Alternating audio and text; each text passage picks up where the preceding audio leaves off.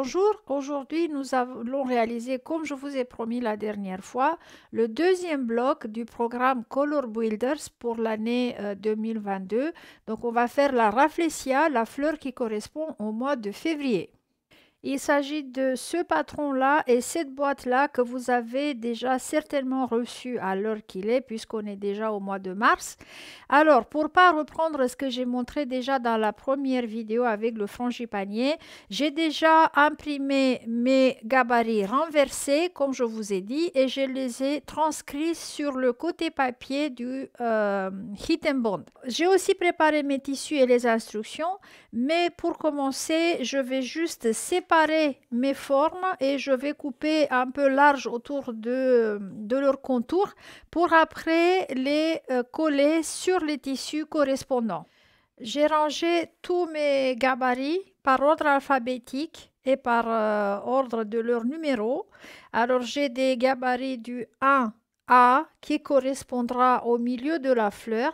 En passant par, voilà, jusque-là sont les pétales. Et ici, cette série, j'ai 5 gabarits qui appartiennent toujours à la lettre E, donc qui correspond aux grandes pétales de la fleur, ici, mais qui sont destinés à faire ces tachetures blanches. Donc c'est pourquoi j'ai écrit confetti sur elles.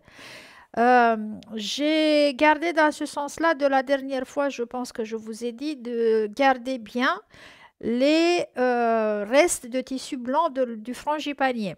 Donc on a ici sont les pétales de Rafflesia et ici quasiment les mêmes contours mais qui vont faire les tachetures, les confettis et ceux-là vous les trouverez représentés comme ça dans le patron. Donc voilà, c'est ces formes-là.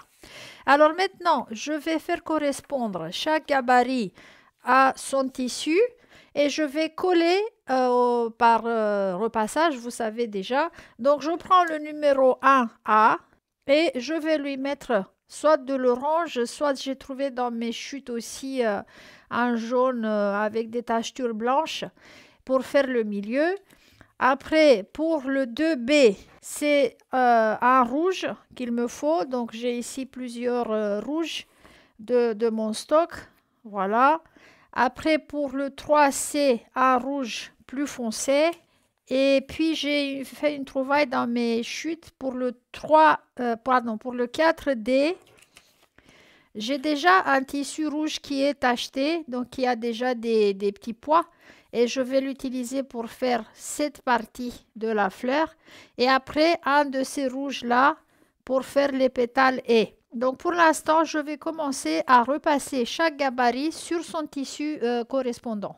J'ai collé les gabarits et il faut bien retenir qu'il faut les coller sur le dos de votre tissu. Donc par exemple, vous verrez mieux ici, sur l'envers de votre tissu.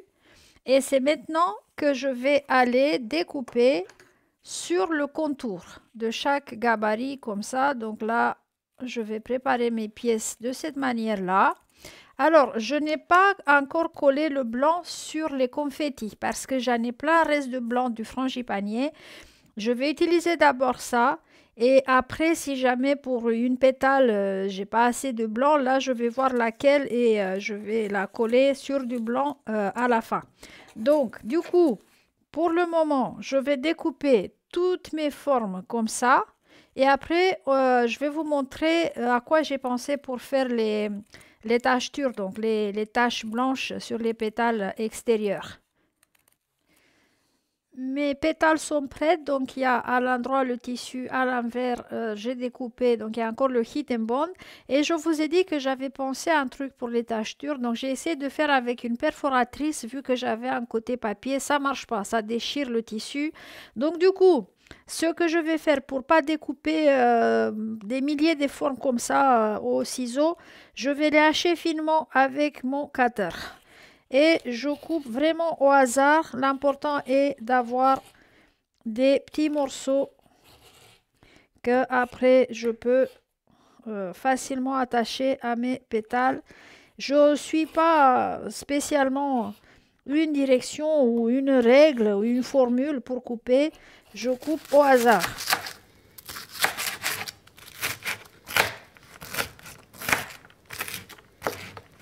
Et voilà, j'ai haché tout finement les bouts de blanc.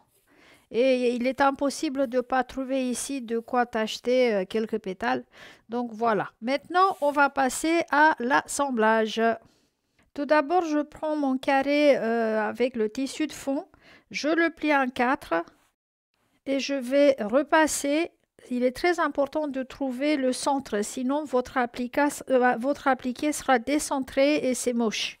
Je vais juste donner rapidement un coup de fer, juste pour marquer le milieu, voilà, le centre de mon bloc. Et maintenant, je prends les instructions. Sur le tissu de fond, au point numéro 6 des instructions dit préparer le centre de la fleur et pour cela, placer les pièces dans l'ordre suivant. 4D. Donc, on va prendre le 4D. Bon, je ne vais pas encore décoller, je vais juste faire une simulation. Après, c'est le 3C. Je vais tourner ça dans mon sens pour que je puisse voir. Ok, donc le 3C. Plus vers le haut. Après, le 2B. Pareil, comme ça. Et le numéro 1A. Toutes les pièces ont un côté plus courbé et un côté plus plat, plus droit. Donc ça, c'est la première, donc le centre de la fleur. Donc là, c'est bon, je suis contente de mon placement. Je peux encore bouger, sinon. Et là, je peux enlever le papier qui est sur le fond de mes tissus.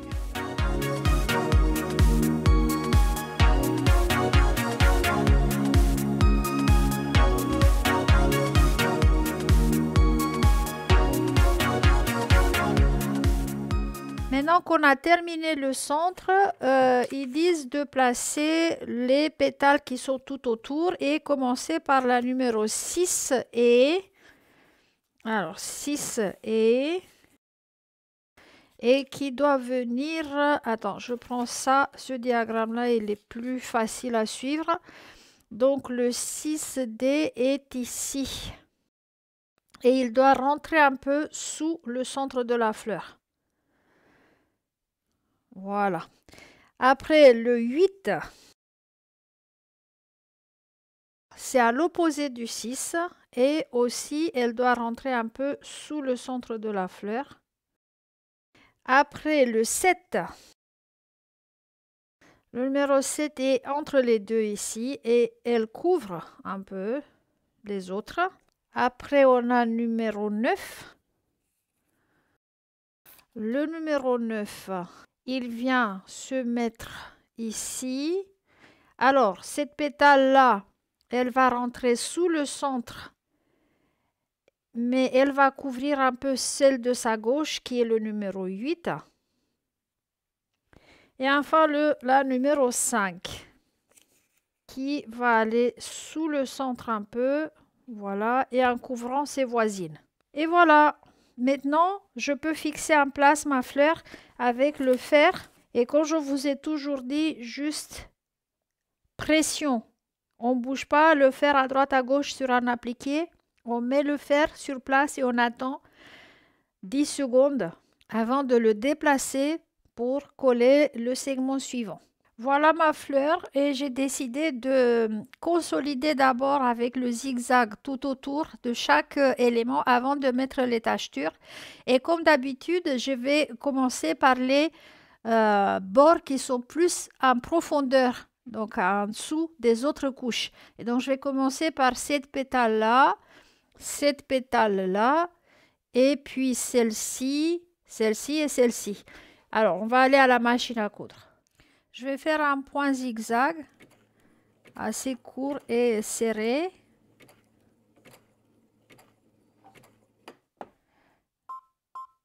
Parfois, il faut régler la tension pour pas que ça amène à la surface le fil qui est en dessous.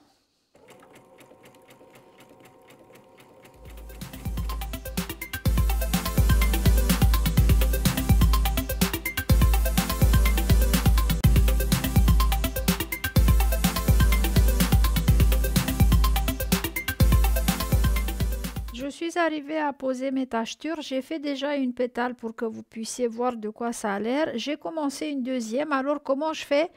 dans tout le hachis là que j'ai fait, je prends des petits bouts, j'enlève le papier qui est derrière et je le pose ici. Je lui trouve une position et il y en a assez de... Je n'aurai pas besoin de plus de tissu blanc pour faire mes tâches. Et après, je les repasse et je les fixe en piqué libre. Pour moi, quand j'ai des appliqués bizarroïdes comme ça, je préfère le piqué libre parce que ça me donne plus de liberté pour la couture. Donc, si vous trouvez qu'il y a peut-être des morceaux, comparaison celui-là, qu'il est un peu trop grand, de toute façon, je peux toujours le faire plus petit avec une paire de ciseaux. Et puis, je continue à les asseoir. Donc, j'ai placé mes petits bouts ici et là, je les couvre avec le fer. J'attends 10 secondes et après, on va aller à la machine à coudre pour les fixer en place. Je vais planter l'aiguille au milieu de mon bout de tissu blanc. Vous voyez que j'ai le pied du piqué libre, donc j'ai baissé les griffes de la machine. Et après, je vais faire des allers-retours en place.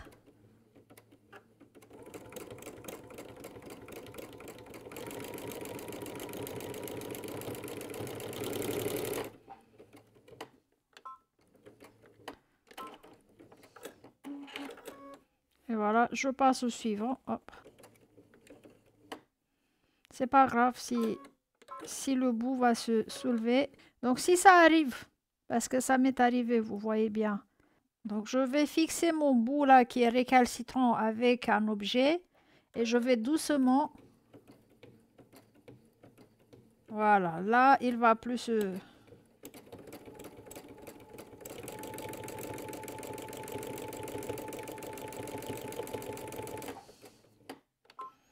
Et je vais faire comme ça pour tous mes autres petits morceaux de blanc.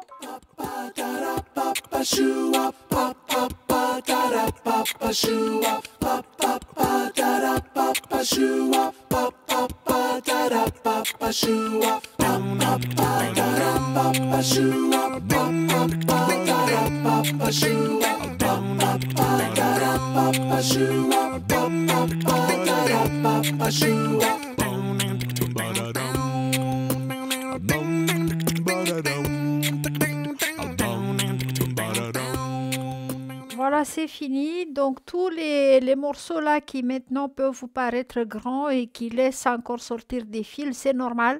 Au premier lavage de ce quilt, ça va devenir... donc, tous ces fils là qui sont en plus vont partir. Donc, les taches vont diminuer en taille et elles vont avoir un aspect pelucheux, donc comme une sorte de rag.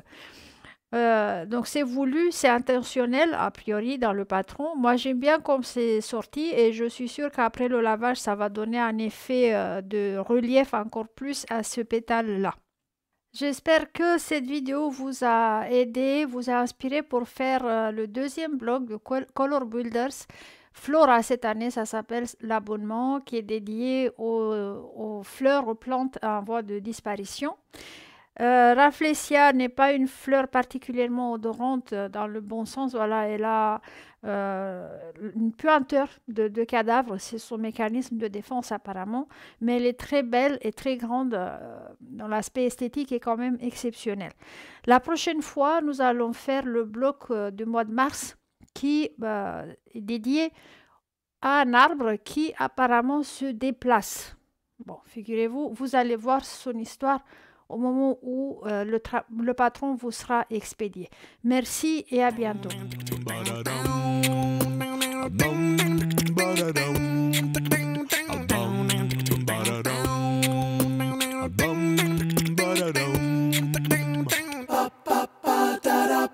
Shoo,